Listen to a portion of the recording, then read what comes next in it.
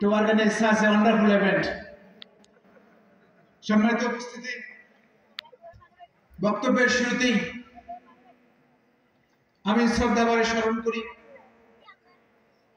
এই ইউনিয়নের কৃতি সন্তান, এই উপজেলার তিনবারের সাবেক চেয়ারম্যান, আমাদের ভালোবাসার মানুষ, এই আসনের সাবেক নমিনি অধ্যক্ষ মাওলানা তায়েব আলী হুজুরকে, যার সময় শ্রম, যার দাওয়াতি কাজ প্রায় 60 থেকে 70 বছর এই ময়দানের প্রতিটি জনপদে ছড়িয়ে পড়েছিল। আমরা দোয়া করি আল্লাহ রাব্বুল আলামিন তাকে জান্নাতের সর্বোচ্চ মাকাম দান করুন। প্রিয় উপস্থিতি, আজকের এই সিরাতুন নবী প্রোগ্রামে আমাদের অনেক গুরুত্বপূর্ণ আলোচকরা আলোচনা করেছেন।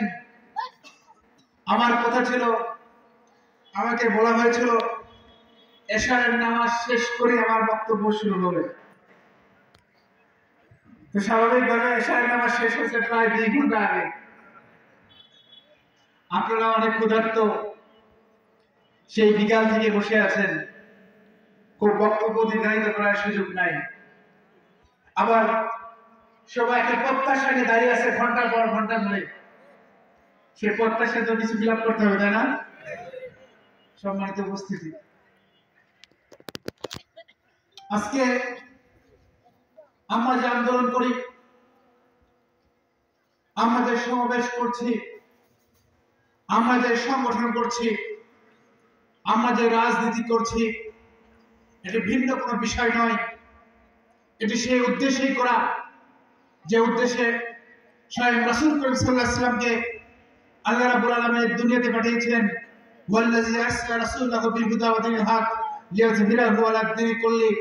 আমি রাসূলকে হেদায়েত এবং সত্য দ্বীনি হক সহকারে এজন্য পাঠিয়েছিলাম যে তিনি এই আদর্শকে দুনিয়ার সমস্ত আদর্শের উপর বিজয়ী শক্তি হিসেবে প্রতিষ্ঠা করবেন।